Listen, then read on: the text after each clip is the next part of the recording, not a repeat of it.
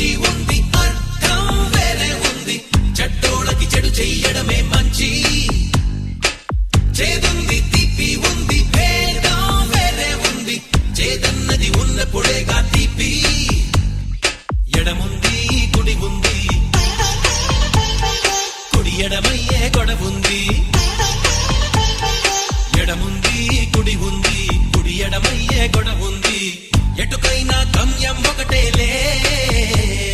బ్రతుకుంది చావుంది, చచ్చేదా